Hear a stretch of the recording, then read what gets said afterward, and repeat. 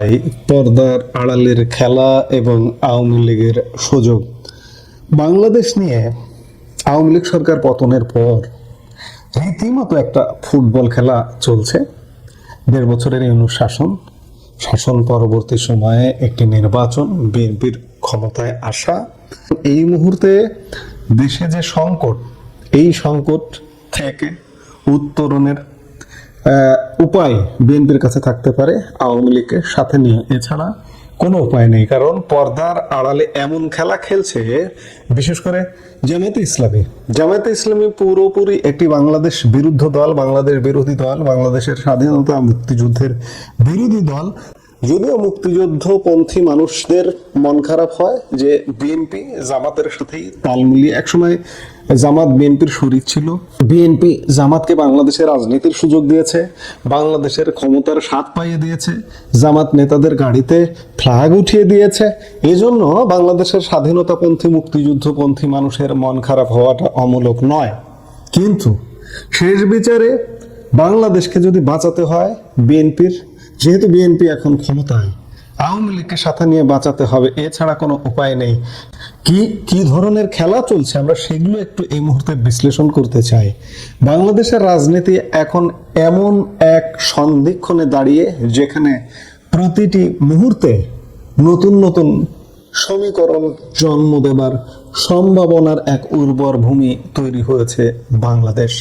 পর্দার আড়ালে কি এমন খেলা চলছে যা আগামী কয়েক মাসের মধ্যেই বদলে দিতে পারে দেশের মানচিত্র? আজ আমরা এমন কিছু চাঞ্চল্যকর পরিস্থিতি নিয়ে বা সিনারিও নিয়ে বিশ্লেষণ করব, যা হয়তো সাধারণ মানুষের কল্পনারও বাইরে। আপনারা জানেন যে এই মুহূর্তে জামাতের কাছে, এনসিপির কাছে, এমনকি আওয়ামী লীগের লোকজনও এই মুহূর্তে যখন মহামান্য রাষ্ট্রপতি কোনো ভাষণে বিএনপির প্রশংসা করেন, প্রেসিডেন্ট জিয়াউর রহমানের প্রশংসা করেন, খালেদা জিয়ার প্রশংসা করেন, তখন আওয়ামী লীগ নামধারী কিছু লোকজন রাষ্ট্রপতির পদত্যাগ চান। আর জামাত এনসিপি তো চায় প্রতিনিয়ত। জামাত এনসিপির সমর্থনে কখনো কখনো আওয়ামী লীগের লোকজনেরও কথা বলা দেখি। কিন্তু এটা যে কত বড় বিপদ হতে পারে, আত্মঘাতী বিপদ, এটি আওয়ামী লীগের লোকজন কল্পনাও করতে পারে না। রাষ্ট্রপতির পদত্যাগ, সাংবিধানিক কূ এবং জামাতে ইসলামীর ক্ষমতায় আসার সম্ভাবনা, এই সব কিছুর মাঝে আওয়ামী লীগের টিকে থাকার শেষ সুযোগটি কোথায়, আমরা সেটি খুঁজব। আমাদের প্রথম আলোচনার বিষয় রাষ্ট্রপতি শাহাবুদ্দিনের পদত্যাগ এবং ডক্টর ইউনূসের ভূমিকা। একটি জোরালো সম্ভাবনা নিয়ে রাজনৈতিক মহলে আলোচনা চলছে। রাষ্ট্রপতির পদত্যাগ একটা অমীমাংসিত বিষয় এই মুহূর্তে, কারণ দ্বিধাদ্বন্দ্ব যে রাষ্ট্রপতি থাকছেন নাকি থাকছেন না, রাষ্ট্রপতি পদত্যাগ করছেন নাকি পদত্যাগ করছেন না। ইতিমধ্যে সরকারের 3 মাস হয়ে গেছে, কিন্তু সরকারের পক্ষ থেকে এ ধরনের কোনো আলাপ এখনো পর্যন্ত নেই। কিন্তু জামাতে আছে, এনসিপিতে আছে। কেন তারা রাষ্ট্রপতির পদত্যাগে এত জোর দেন? কেন পদত্যাগ চান? কেন? এর নেপথ্যে কারণ কি? যদি কোনো কারণে রাষ্ট্রপতি শাহাবুদ্দিন পদত্যাগ করেন এবং ডক্টর ইউনূস রাষ্ট্রপতির দায়িত্ব গ্রহণ করেন, তাহলে শেষ। ডক্টর ইউনূস রাষ্ট্রপতির দায়িত্ব গ্রহণ করেন এই কথাটা বলছে, কিন্তু কখনো কখনো মনে হয় যে ডক্টর ইউনূসের বিকল্প, আমি ডিপ স্টেটের কথা বলি, ডক্টর ইউনূসের বিকল্প অন্য কেউ, অন্য কোনো মুখও যদি রাষ্ট্রপতির পদে আসীন হন, তাহলেও কিন্তু আপনি বিপদ থেকে রক্ষা পাবেন না। ডক্টর ইউনূস ইতিমধ্যে বাংলাদেশে বিতর্কিত হয়ে গেছে, বাংলাদেশের সব মানুষের মনে।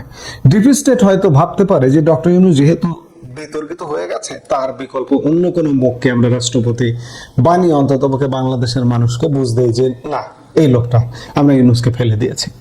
আবার ইউনূসও হতে পারেন, অস্বাভাবিক কিছু না। যেটি হোক না কেন, আজকের রাষ্ট্রপতি চেঞ্জ মানে বাংলাদেশের জন্য এক মহা বিপদ, ভয়ঙ্কর বিপদ। 10 নম্বর মহা বিপদ সংকেত যে আছে, এতে কোনো সন্দেহ নাই।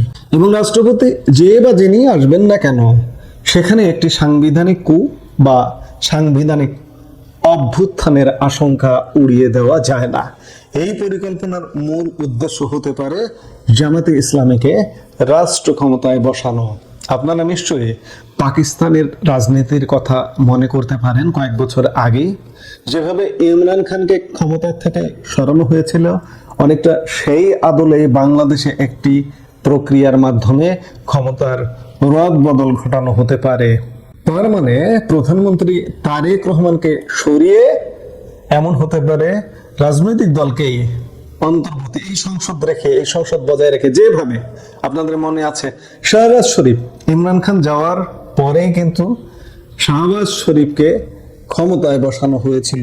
ডক্টর ইউনূস বা ডক্টর ইউনূসের বিকল্প মুখের মাধ্যমে জামাতকে সামনে আনার এই কৌশলটি হতে পারে অত্যন্ত সূক্ষ্ম এবং আইনি মারপ্যাচের আবরণে ঢাকা একটি মাস্টার প্ল্যান। এখন প্রশ্ন আসছে, যদি রাষ্ট্রপতি শাহাবুদ্দিন পদত্যাগ করেন এবং বিএনপি তাদের পক্ষ থেকে ডক্টর মঈন খান অথবা মির্জা ফখরুল ইসলাম আলমগীরকেও রাষ্ট্রপতি হিসেবে মনোনীত করে, তবে পরিস্থিতি কোন দিকে যাবে? ধরে নিলাম যে ইউনূস রাষ্ট্রপতি হলেন না, কিংবা ইউনূসের বিকল্প সুশীল কেউ রাষ্ট্রপতি হলেন না, দলীয় কেউ রাষ্ট্রপতি হলেন, মঈন খান কিংবা মির্জা ফখরুল ইসলাম আলমগীর, তাহলে কি ঘটতে পারে? রাজনৈতিক বিশ্লেষকদের একটি অংশ মনে করছেন এই পরিস্থিতিতেও একটি শক্তিশালী সম্ভাবনা রয়েছে যে বিএনপি মনোনীত সেই রাষ্ট্রপতি শেষ পর্যন্ত জামাতের সাথে হাত মেলাতে পারেন। এখানেও লক্ষ্য সেই একই একটি সাংবিধানিক অভ্যুত্থান ঘটানো, কিংবা সংবিধান রদ করার ঘটনাও ঘটতে পারে। বিএনপির শীর্ষ নেতৃত্বের সাথে জামাতের দীর্ঘদিনের সম্পর্ক এবং বর্তমান রাজনৈতিক মেরুকরণে টিকে থাকার তাগিদে তারা একে অপরের পরিপূরক হয়ে উঠতে পারে।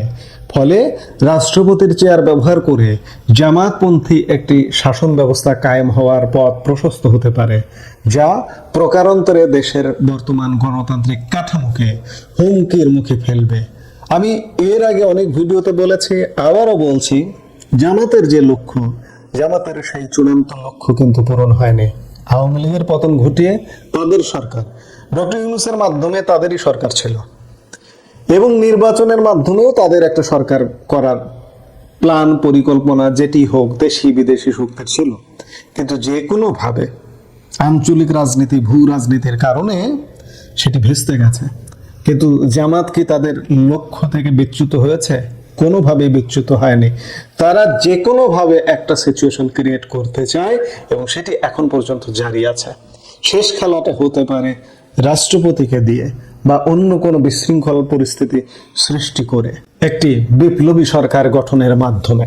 আমাদের আলোচনার সবচেয়ে স্পর্শকাতর এবং বিস্ফোরক অংশটি হলো সেনাবাহিনীর ভূমিকা। বর্তমান প্রেক্ষাপটে একটি জামাত অনুপ্রাণিত কু বা সামরিক অভ্যুত্থানের আশঙ্কাও উড়িয়ে দেওয়া যাচ্ছে না। কেন এই আশঙ্কা? কারণ দাবি করা হচ্ছে যে বর্তমান সেনাবাহিনীর 90%-এরও বেশি কর্মরত এবং অবসরপ্রাপ্ত কর্মকর্তা জামাতে ইসলামীকে সমর্থন করছেন। তবে সেনাবাহিনীতে মুক্তিযুদ্ধপন্থী, বাংলাদেশপন্থী একটা বিশাল অংশ আছে, কিন্তু সত্যিকার অর্থে জামাতপন্থী যে পার্সেন্টেজে থাকুক না কেন, তাদের কাছে এক প্রকার এই মুহূর্তে মুক্তিযুদ্ধপন্থী, বাংলাদেশপন্থী কর্মকর্তারা কোণঠাসা হয়ে আছেন। যার কারণে এই জামাতি প্ররোচনায় বা জামাতি অনুপ্রেরণায় একটা সেনা অভ্যুত্থান যে কোনো সময় হয়ে গেলে সেটাও অবাক হবার কিছু থাকবে না। এই যে আমরা যে পরিসংখ্যানের কথা বলছি, 90% সেনাবাহিনীর কর্মরত অবসরপ্রাপ্ত জামাতি, যদি এই পরিসংখ্যান সঠিক হয় তবে রাষ্ট্রপতির পদত্যাগ বা রাজনৈতিক অস্থিরতার সুযোগ নিয়ে সেনাবাহিনী সরাসরি বা পরোক্ষভাবে জামাতকে ক্ষমতায় বসাতে ভূমিকা রাখতে পারে।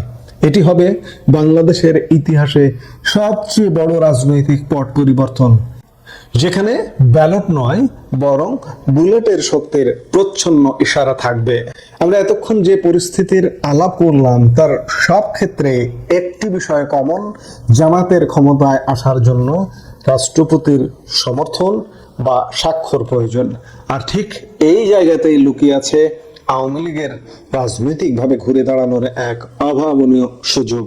আওয়ামী লীগের জন্য সুযোগটি হলো বিএনপির সাথে একটি কৌশলগত সমঝোতা করা। আওয়ামী লীগ হাইকমান্ড বিএনপিকে এই বিষয়টি বোঝাতে সক্ষম হতে পারে যে যদি রাষ্ট্রপতি শাহাবুদ্দিন আওয়ামী লীগের নির্দেশে পদত্যাগ করেন তবে তার পরবর্তী পরিস্থিতিতে বিএনপিও ক্ষমতা হারানোর ঝুঁকিতে পড়বে। অর্থাৎ রাষ্ট্রপতি শাহাবুদ্দিনের বিদায় মানেই জামাতের উত্থান, যা বিএনপির অস্তিত্বের জন্য এক সংকট তৈরি করতে পারে। তাই বিএনপির জন্য যে কৌশলটি হতে পারে, বা বিএনপি এখনো পর্যন্ত রাষ্ট্রপতি পরিবর্তনের কোনো আলাপ শুরু করেনি, আলাপ করছে না, কিন্তু এই কৌশলটাতে স্থির থাকা যে এই কৌশলটি এমনই হতে পারে যে রাষ্ট্রপতি শাহাবুদ্দিনকে স্বপদে বহাল রাখার জন্য বিএনপিকে অনুরোধ করা যেতে পারে আওয়ামী লীগের পক্ষ থেকে। আমি বলছি যে আওয়ামী লীগ বিএনপিকে অনুরোধ করবে, আওয়ামী লীগই করবে এমনটা নয়, কিন্তু এটা কূটনৈতিকভাবে হতে পারে। যেমন ভারতের সাথে বিএনপির এই মুহূর্তে যোগাযোগ আছে, যদিও তার জোড়া লাগতে লাগতেও তার কখনো কখনো কেটে যাচ্ছে, আমরা সেই বিষয়গুলো নিয়েও কথা বলবো, কিন্তু কিছু না হলেও ভারতের সাথে বিএনপির কিন্তু যোগাযোগ আছে। নিজেরা বলতে পারুক বা কূটনৈতিকভাবে বলুক বা যে কোনো মাধ্যম দিয়ে বলুক যে রাষ্ট্রপতিকে স্বপদে বহাল রাখাটা হচ্ছে বিএনপির কল্যাণ বয়ে আনবে, অকল্যাণ নয়। এর বিনিময়ে আওয়ামী লীগের উপর থেকে যাবতীয় নিষেধাজ্ঞা তুলে নেওয়ার শর্ত দেওয়া যেতে পারে। শর্ত ইতিমধ্যে আছে, বিদেশি শর্ত আছে। আমার প্রতিবেশী দেশের শর্ত যদি বলে যে নির্বাচন করা, তারেক রহমানের দেশে ফেরা এবং আওয়ামী লীগের নিষেধাজ্ঞা তুলে নেওয়া, শুধুমাত্র উগ্রবাদী শক্তির কারণে বিএনপি এখনো পারছে না। অথবা এমন আলাপও আছে যে বিএনপি ভারতের সাথে যে শর্তে ক্ষমতায় এসছে সেই জায়গায় বিট্রে করছে। আমরা সেগুলো নিয়ে বিস্তারিত আলাপ করব, কিন্তু বিট্রে করলে তো দেশ শেষ, দেশ জাহান্নামে গেল, বিএনপিও জাহান্নামে যাবে, দেশও জাহান্নামে যাবে। কিন্তু এখন উচিত বিএনপির একটু ঠান্ডা মাথায় চিন্তা করা। বিএনপির যেমন ঠান্ডা মাথায় চিন্তা করা উচিত, ঠিক তেমনি আওয়ামী লীগের পক্ষ থেকে বিএনপিকে বোঝানো যে জামাতের কু ঠেকাতে হলে রাষ্ট্রপতির পদে শাহাবুদ্দিনের থাকা জরুরি, আর তার বিনিময়ে আওয়ামী লীগকে রাজনীতিতে স্বাভাবিক হওয়ার সুযোগ দিতে হবে।